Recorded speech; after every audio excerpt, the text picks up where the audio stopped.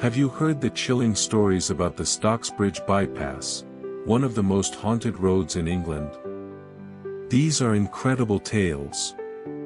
Many people have lost their lives there. Let me tell you about the terrifying stories I've heard. In 1988, a new section of road was built in the north of England, running through the Peak District to divert heavy traffic away from a small town.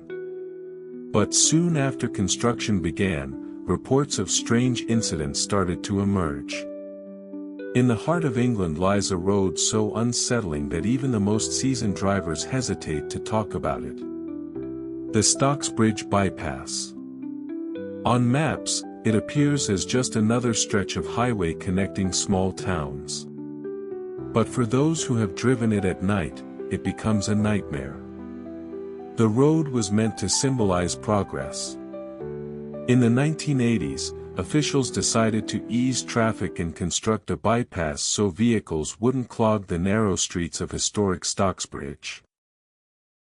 Workers would start early in the morning and return home late at night. Everything seemed normal, until strange things began happening at the construction site. People heard children's laughter in the thick fog, though there were no villages or schools nearby. Sometimes, small figures could be seen running along the embankment, as if children were playing tag. But whenever someone approached, the figures vanished. Several workers swore they heard a children's choir, bright voices singing an ancient song. Each time, their hair stood on end. The melody was far too clear, far too real to be a trick of the imagination. The elders shook their heads knowingly. They remembered, centuries ago, there had been a monastery here. During the plague, sick children were brought in, most of whom never left its walls. Later, the monastery was destroyed, and their bones were buried directly in the ground, without gravestones, without prayers. Once, this was a road for the living. Now, it was a path for the dead. The most terrifying apparition was the monk. A black habit, a hood hiding his face. Several drivers and even police officers reported seeing him walking straight down the middle of the road, oblivious to headlights. Cars braked in horror, yet the figure passed through their bonnets and dissolved into thin air. The first accident occurred during construction.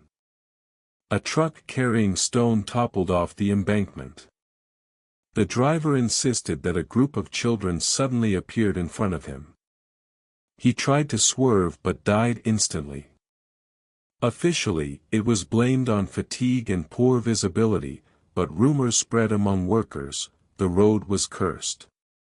The bypass quickly gained a grim reputation, not only for its paranormal activity but also for the number of lives it claimed. Thus began the story that would become known as the legend of the ghosts of the Stocksbridge Bypass. They say every road has a memory. It keeps the footsteps of those who walked it, the blood of those who fell upon it, and the whispers of those who never reached the end. Some roads are ordinary, leading from village to village, from town to town. But others are different. They seem to grow out of darkness itself, demanding sacrifices in order to exist. Such is the story of the Stocksbridge Bypass.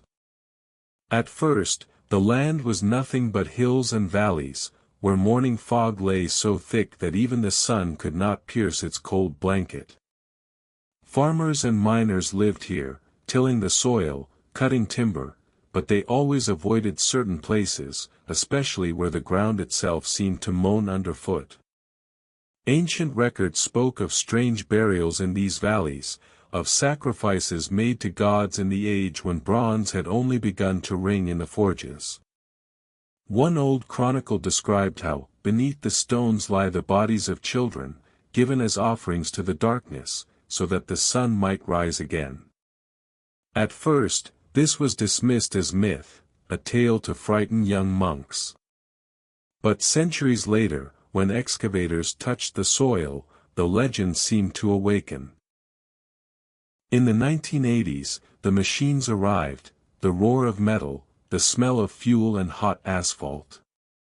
The plan was to build a modern road linking towns and sparing small villages from endless traffic. But from the very first day, workers began complaining. Some saw childlike figures beneath power lines, others heard chanting at night, songs that sounded like ancient hymns. At first, these accounts were dismissed as exhaustion. But soon, fear began to creep into even the most skeptical hearts. One worker swore his excavator always stalled in the same place, as though an invisible hand were pressing down on the metal. Another claimed he saw a hooded monk standing on the embankment. When they approached, no one was there. But heavy footprints remained in the damp earth, leading straight into nothingness. Locals recalled that long before the bypass was built, people often saw a ghostly carriage racing along the road at night without a driver. Its wheels never touched the ground, and the sound of hooves echoed like thunder in their chests.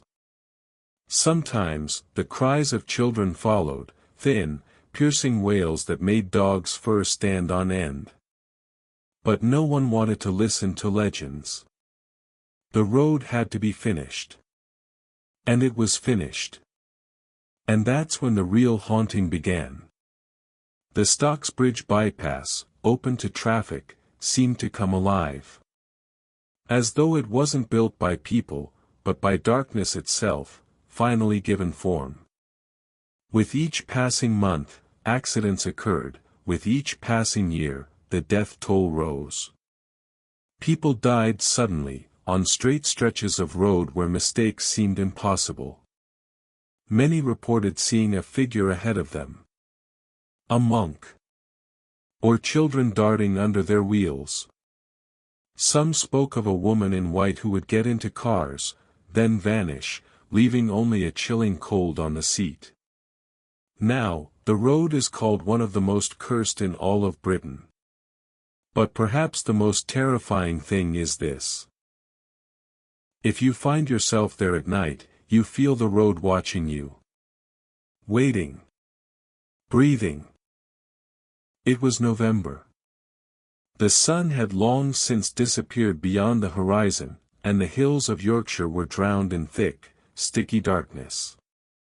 In the distance, headlights flashed, a car was slowly making its way through the blackness.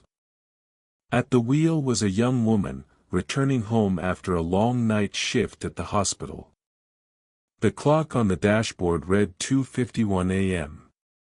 The headlights caught a road sign out of the dark, a 616 Stocksbridge.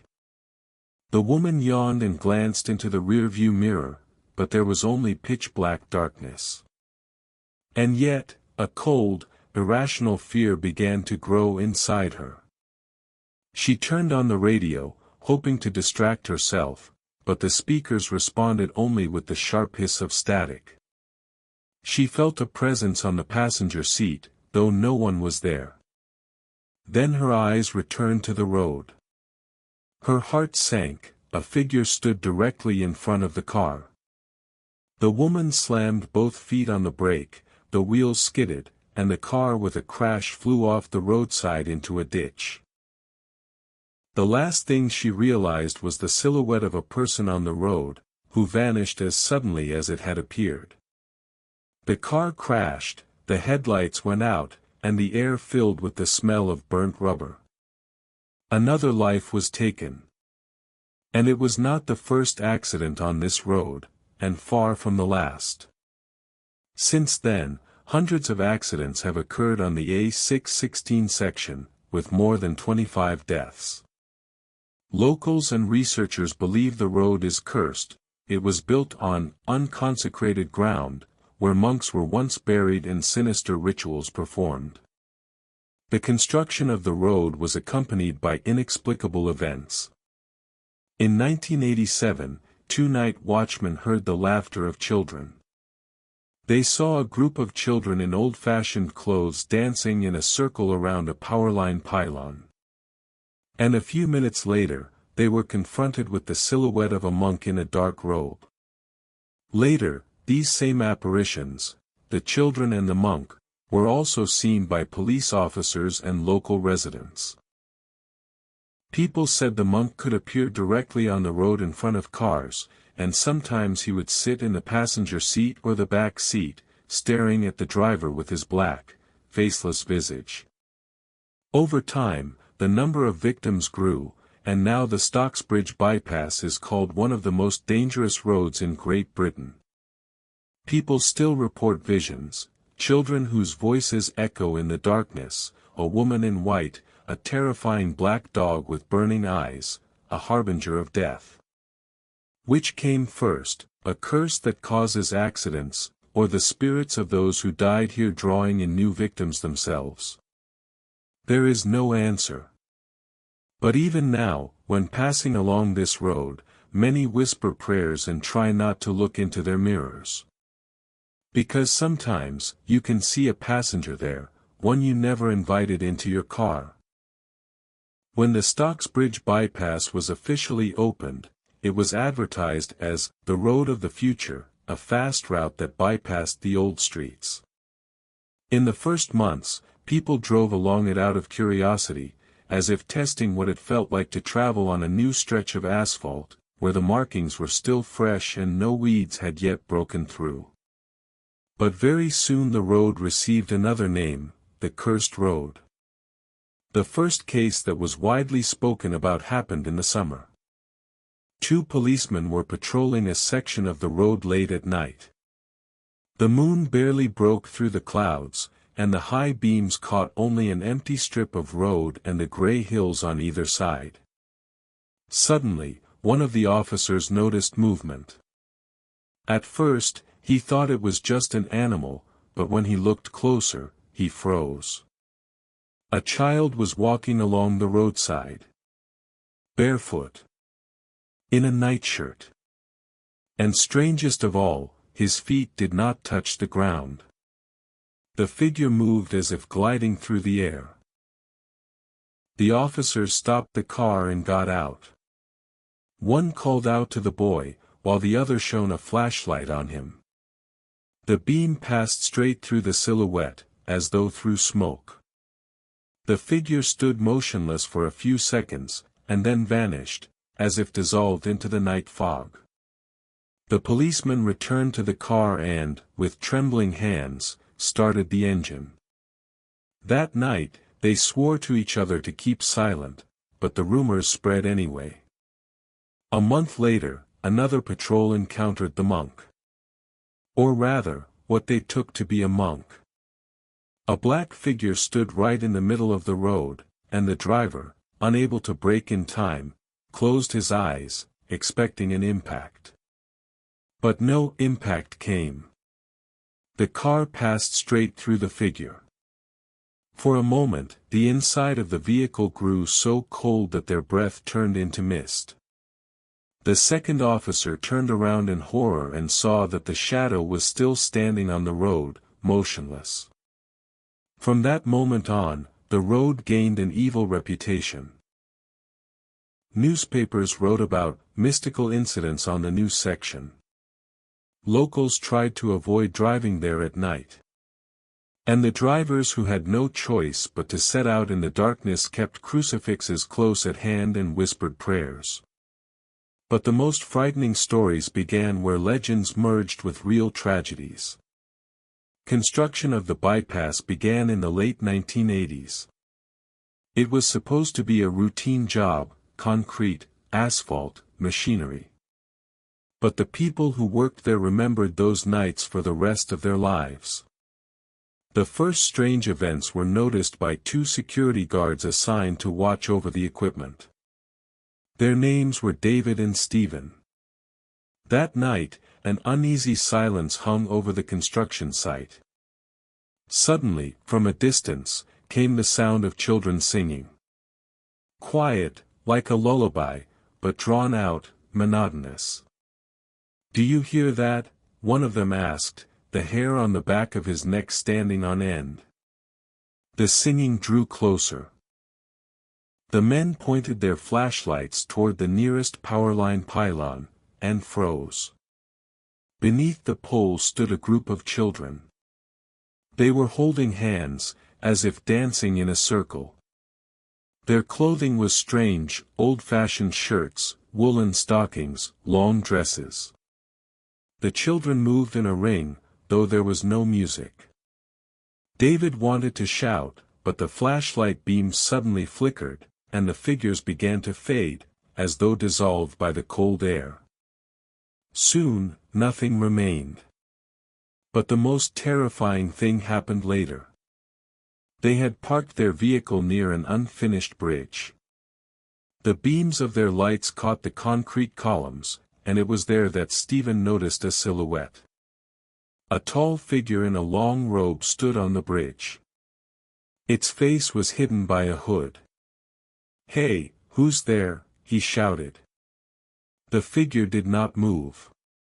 Then the guards turned on the headlights, and the beam cut straight through the shadow. The monk vanished. Only a chill and the smell of damp earth lingered in the air. From then on, the guards began having nightmares. David saw the children coming to him in his dreams, staring silently into his eyes. Stephen complained that every night something walked through the corridor of his house. And that was only the beginning. Later, workers started noticing that tools would disappear. Heavy wrenches turned up at the far end of the site. In the cab of a bulldozer, they found wet footprints of bare feet, even though the machine was parked in a closed area. One morning, a dump truck driver said that at dawn he saw the monk standing right on the road. He was spreading his arms, as though blessing the highway. But when the truck drew closer, the monk suddenly appeared at the cab and looked inside. The driver's steering wheel locked, and only by a miracle did he avoid plunging into a ditch. After that, he refused to work on the site. At night, many heard the sounds of a crowd of barefoot children running nearby. Sometimes cries. Sometimes laughter. But whenever the workers tried to find the source, no one was there. People began whispering, the road was being built on cursed ground. They said a monastery once stood here, and further back in history, a place of sacrifices. Some claimed that bones were found right beneath the asphalt, but it was all quickly covered up. Officially, just rumors.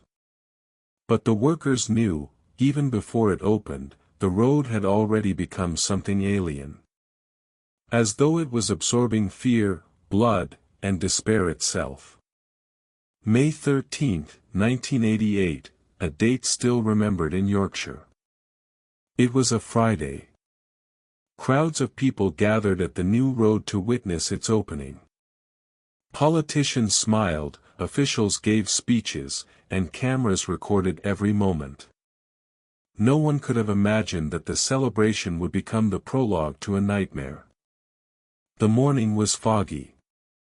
It seemed as if the gray haze refused to lift, as though nature itself did not want to see the road. Local elders whispered, "This fog is a bad sign." But the young people laughed, and the officials insisted that the new highway was a step toward the future. At 11 o'clock, the ribbon was cut. Cars rolled one after another onto the fresh asphalt. The road gleamed in the morning mist, and the first drivers rejoiced. At last, they were free of the narrow old streets. But the joy was short-lived. Within just a few hours, the first strange incident occurred. A red sedan, driving along a straight stretch, suddenly swerved sharply, as if the driver were trying to avoid someone. The car smashed through the barrier and came to a stop in the ditch. When witnesses ran up, the man behind the wheel was dead. His face was frozen in terror, his mouth open in a silent scream. He saw someone, witnesses later said. It was as if the driver was staring at a person standing right in front of the bonnet. But the investigation showed, the road was empty. That same day, several more drivers reported the same thing. A shadow suddenly appeared in front of them. Sometimes it was a child. Sometimes a figure in a long robe. All of them described the same sensation of icy horror, as if an invisible hand were squeezing their throats. By evening, a thunderstorm broke out. Rain lashed the asphalt, lightning split the sky. But worse than the rain were the strange lights that appeared above the highway. Workers stationed by the bridge swore they saw figures of children running along the road through the downpour. Their clothes were soaked, but their faces remained motionless, like dolls. And every time a car passed, the children vanished. The first night after the road's opening was later called by police the Night of Horror. They received 5 separate calls from drivers claiming that someone had entered their cars. The accounts were the same: you're driving along the empty road, you switch on the high beams, and suddenly you feel someone in the back seat. You turn around, a dark, faceless figure. Some drivers fainted at the wheel. Others leapt out of their cars and ran along the wet asphalt until they found help. The next morning, newspapers carried headlines about an unexplained phenomenon on the new road. Officials laughed, claiming people were just seeing things. But the workers knew the truth. They had warned during construction, there was something here that should not be disturbed. Friday the 13th became more than just the date of the opening. It became the birthday of a new legend. From that day on, the road was no longer just a road, it became a living being. Insatiable. Waiting for new victims. There was a dreadful case with a nurse. A cold night wrapped Yorkshire. It was almost 3 in the morning when a young nurse was returning home after her shift. Fatigue weighed heavily on her, and the road seemed endless. When she entered the bypass, the world around her seemed deserted. Not a single oncoming light, only emptiness. Her headlights cut through the darkness, catching gray road signs and the occasional bushes along the roadside. At some point, the woman noticed fog. It lay ahead like a thick white wall, even though the night was clear. Her heart tightened, but she pressed the accelerator. She just wanted to get home faster. The car entered the fog, and the radio hissed with static. Invisible fingers seemed to run across her skin, the air turned icy. Almost without thinking, the nurse looked at the passenger seat, and her heart dropped. A boy was sitting there. About 10 years old, with a pale face and empty eyes. His lips moved, but no sound came out. The woman screamed and jerked the steering wheel. The car swerved, the tires screeched. In the rearview mirror, she saw even more figures. On the back seat, right behind her shoulders, sat children. 3 of them. All wearing the same gray shirts, as if from another time. Their faces were distorted by something incomprehensible. Not pain, not fear, but emptiness. She screamed, trying to drive the vision away. But at that very moment, in the middle of the road, right in her headlights, appeared a crowd. Dozens of ghostly children stood hand in hand, blocking the way. The woman slammed the brakes, but the road was slippery. The car spun, skidded off the highway, and rolled down the embankment. The last thing she saw was the boy in the passenger seat, who suddenly smiled, revealing eye sockets as hollow as pits. Her body was found only in the morning. Officially, loss of control, weather conditions. But among the rescuers, whispers spread. On the rear window, there remained the prints of small hands. Since then, many drivers have spoken of the children from the fog. Sometimes they appeared on the roadside, sometimes inside the car itself. Occasionally, they were seen playing beneath the supports of the bridge, where, before the bypass was built, there was said to have been an old chapel. And every time after such encounters, accidents followed. Accidents happened far too often, and far too strangely. A month after the road opened, a van crashed full speed into the barrier. The driver survived, but swore that a woman in white had darted in front of him. He never saw her face, only the long wet hair clinging to her shoulders. "She didn't look at me," he kept repeating, "she just stood there and waited." Police confirmed skid marks on the asphalt. The man had indeed swerved hard, as if trying to avoid a collision. But there was no one on the road. Then the first rumor spread. The woman was said to be the widow of a miner who had died on that very land, now searching for companions in the afterlife. 6 months later, 3 crashes happened in a single day. In the first, a car driver claimed he had been chased by a huge black dog with burning eyes. In the second, a young man returning from Sheffield said that someone had touched his shoulder, though he was alone in the car. He screamed, lost control, and hit the barrier. In the third, a truck plunged into the ditch, and before dying, the driver managed to whisper to rescuers, "He sat beside me, in robes, with no face." People began to call the bypass, the road of monks and shadows. In the first 10 years, 14 people died here. And almost every crash was marked by something strange. Some witnesses saw children in old-fashioned clothes, others dark silhouettes in the headlights. Some swore they heard children's laughter echoing from nowhere, even though the night road was utterly empty. And always, before tragedy struck, came the same thing, a sudden cold. As if something was draining the warmth from the air. Villagers in the surrounding hamlets began shuttering their windows earlier than usual. By evening, they refused to go out, not to the shop, not even to visit neighbors. The old folk muttered, "This road wasn't just built, it woke something that had been sleeping in the ground." Some claimed they had seen, rolling slowly along the road at night, a ghostly carriage. Horses without eyes, wheels that never touched the asphalt, and from within, the rattle of chains.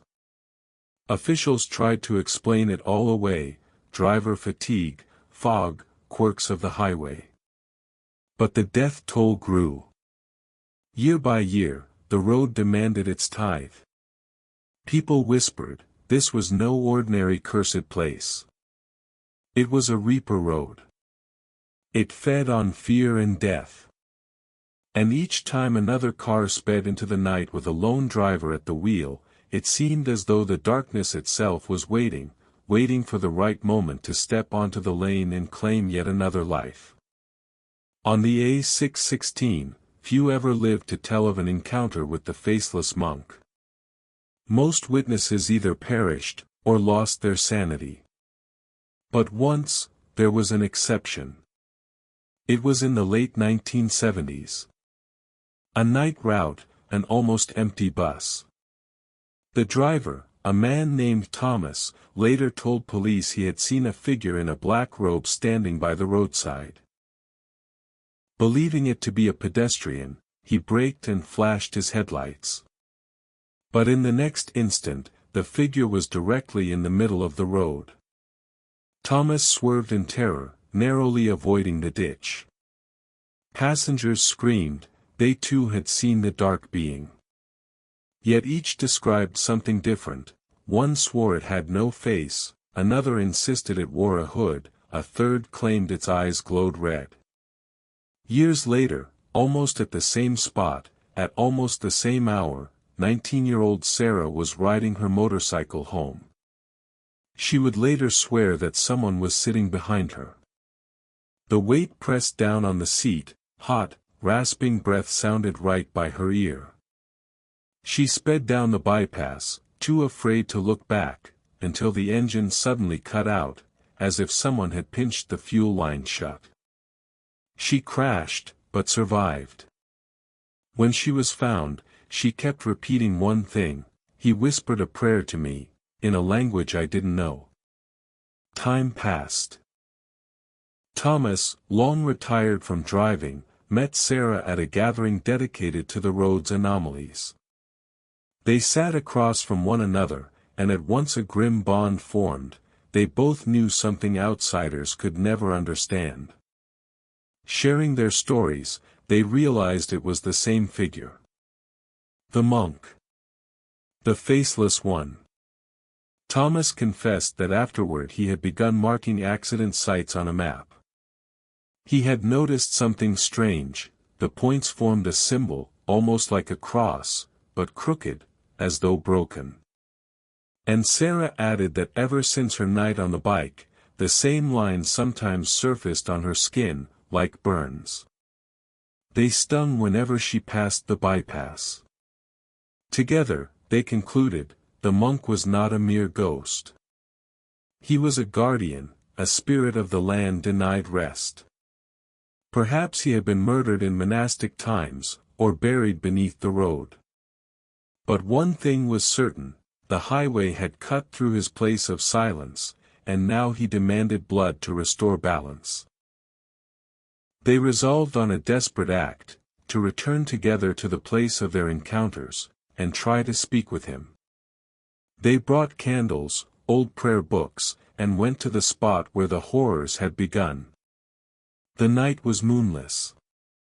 The wind tore words from their lips, the candles kept dying. Then, on the center of the road, a shadow appeared.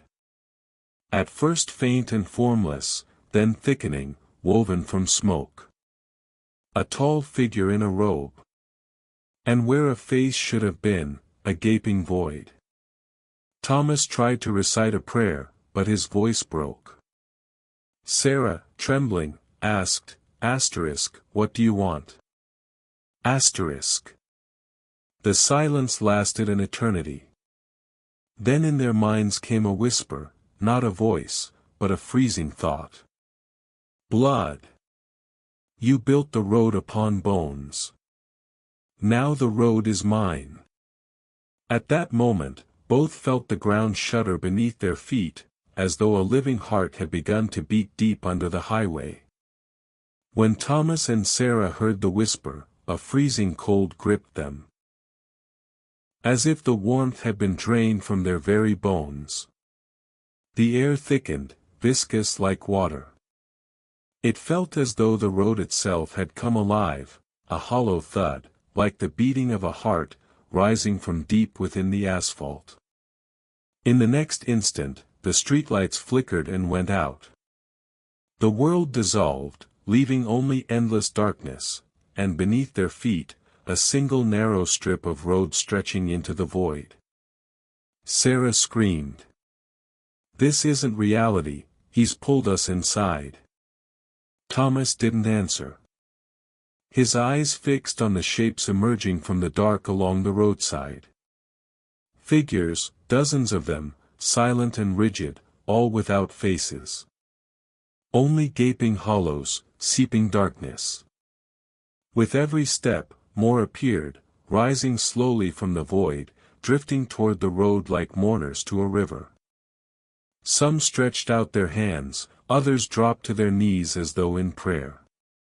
And suddenly Thomas understood, these were the souls of those who had died here.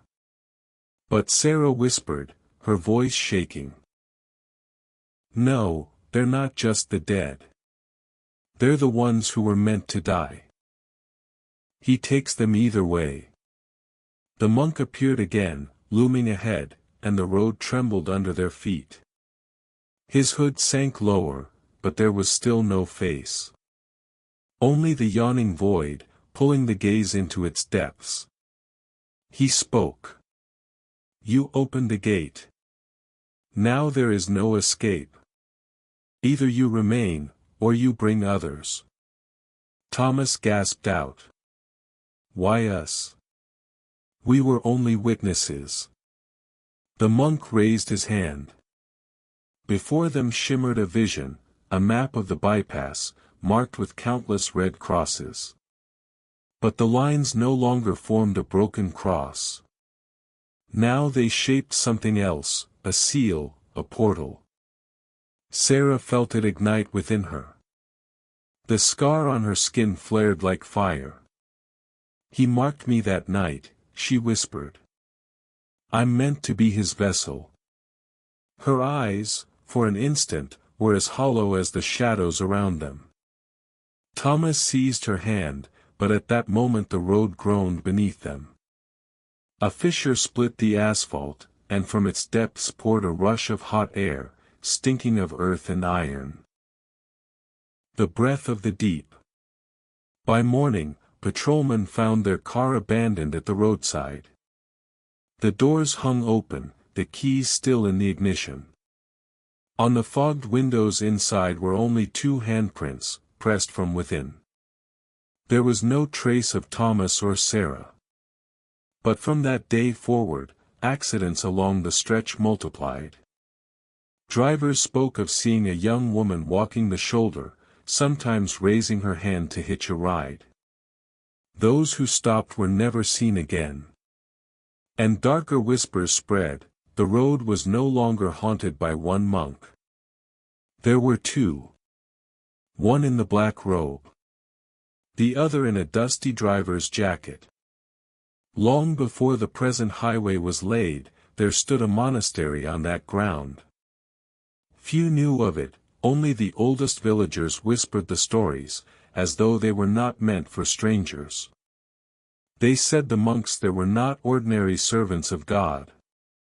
They guarded something that was never meant for human eyes. In chronicles found in a nearby town's archives, there were mentions of nightly litanies, when the brotherhood would walk to the cliffside and pray toward the sea. But their prayers were strange, not to God, but to those who stand between light and darkness. Archaeologists once digging in those parts unearthed a ring of stones plunging deep into the earth. The stones were carved with symbols, like crosses bound together with lines. Scholars called it asterisk, a druid sanctuary. Asterisk, but the locals were certain, it was a seal, holding something beneath the ground. The monastery crumbled with time, its stones carried off for barns and walls. But the road, laid centuries later, ran directly across that place. Asphalt smothered the circle, but did not destroy it. The seal still pulsed, and with every passing car it seemed to feed, on vibration, on rhythm, on blood. The figure Thomas and Sarah saw was no mere ghost. He was the guardian of the seal. Yet centuries of solitude had twisted him into something greater, and darker. He no longer only watched, he called, he took. At first, sheep. Then lonely travelers. And when the bypass was built, the flow of souls swelled. Each crash became an offering. Each scream of the dying, a hymn to strengthen the seal. Witnesses spoke of glimpsing, right on the tarmac, the outline of a staircase rising upward into the void. Some swore they saw shadows climbing it, vanishing step by step. But the stair did not lead to heaven. It led to where time did not exist. To where the guardian hoarded his trophies. After Thomas and Sarah vanished, police attempted an investigation. But they found nothing, except one strange detail. On the asphalt near their abandoned car lay 2 scorched handprints, as though pressed into red-hot iron. Years later, a retired major who had worked the case confessed in an interview. "We found something else. A stone jutting from the roadside, carved with a symbol, the very same as in the monastery's chronicles. I ordered it removed, buried in concrete. But that night the monk came in a dream. He stood by my bed and said, "You cannot seal the road. It already breathes." By morning, the stone was back. Since then, the place became known as the Road of No Return. Locals avoid it. Tourists, chasing thrills, seek it out. Yet those who dare to stop and step onto the asphalt at night all tell the same thing. First there is silence. Then you feel it, a heartbeat beneath your feet. And if you don't leave, faces begin to appear in the dark. And so, on rainy nights, when someone drives along the bypass, shapes sometimes step into the headlights. Sometimes a woman in a dusty jacket.